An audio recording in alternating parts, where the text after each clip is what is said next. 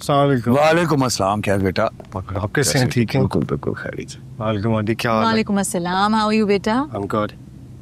कैस, ये देखो मम्मी क्या कह रही हैं कि वो इस घर में आकर नहीं रह सकती क्योंकि ये उनकी बेटी का घर है। तुम इनसे कहो कि तुम भी उनके बेटे हो और इनका इस घर पे उतना ही हक है जितना मेरी तबीयत कुछ ठीक नहीं है। क्या हुआ बेटा, खैरियत? मतलब अब सर में दर्द हो रहा है, आप लोग प्लीज बातें करें, मैं रेस्ट करता हूँ। हाँ जरूर जरूर। हो जाता है क्या इसको कभी कभी मिग्रेन, थोड़ा रेस्ट करेगा ठीक हो जाएगा। बेटा गर्मी भी बहुत ज्यादा है, तुम जाके कैस को देखो, उसे किसी चीज की जरूरत तो नहीं, जो भी है हमें चलना चाहिए। तुम जाओ कैस को देखो। ओहो, क्या हो गया आप दोनों को, कहाँ जा रहे हैं? मैंने आपके लिए पास्ता बनाया है। बेटा हम पास्ता बाद में खा लेंगे। यार डैडी थोड़ी देर कुछ नहीं होता, कुछ नहीं होता। असल में थोड़ी देर बैठ जाए, पास्ता खाते हैं, फिर उसके बाद आप लोग चले जाएंगे। रहेंगे, तुम्हारा घर है, आते रहेंगे, खाते रहेंगे। कहाँ गई थी तुम? जहन्नुम में। इतने साल जिसे जन्नत समझ के गुजारा, असल में तो वो जहन्नुम ही है। यार क्या बोल रही हो तुम? कहाँ गई थी तुम? मैंने तुम्हें फोन भी किया, फोन भी नहीं उठा रही थी। आओ बैठो, बहुत बड़ी खुशखबरी सुनानी है तुम्हें, आओ। मैं आपके अम्मा अब्बा जी के घर गई थी। क्यों? हमीद, बस मुझसे अब बर्दाश्त नहीं होता। बेकार आप बैठे हैं, परेशान हैं, खर्चे हैं कि आसमान से बातें कर रहे हैं।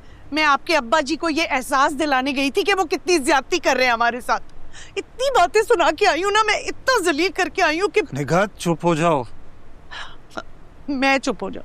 सही बात है, मुझे ही चुप कराते रहे, क्योंकि उन्हें तो आप कुछ कह नहीं सकते। ये नहीं देख रहे कि आपका बाप क्या कर रहा है। मैं चुप हो जाऊं?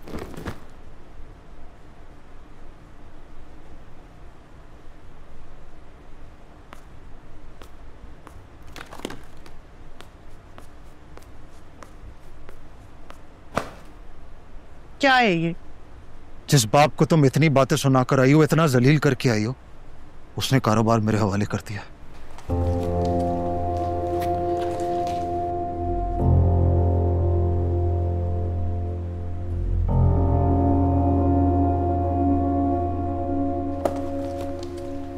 हाँ तो ठीक किया, आपका हक बनता था, उन्हें तो पहले ही आपको दे देना चाहिए था।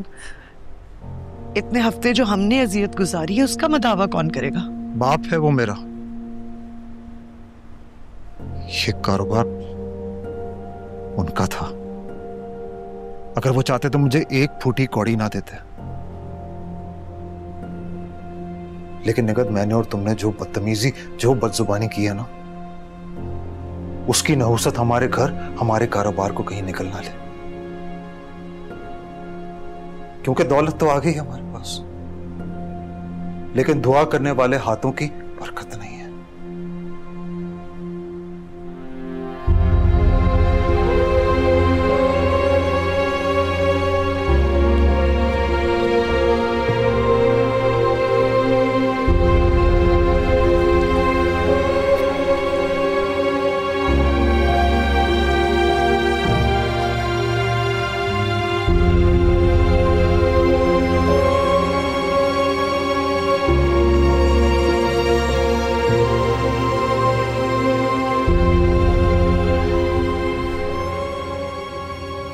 क्या हुआ है तुम्हें?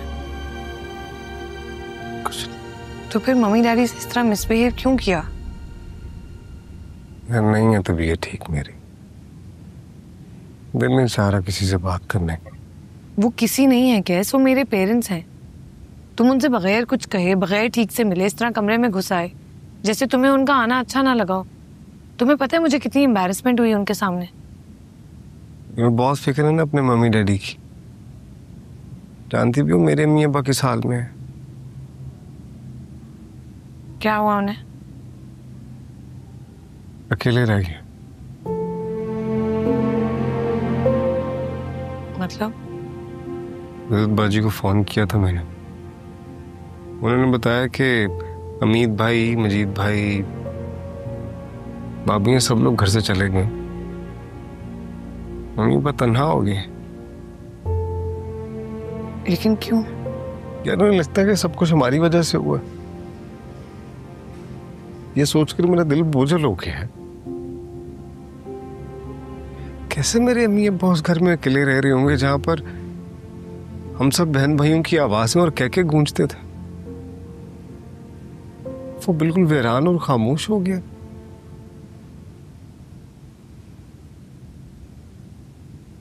Yes, I'm so sorry.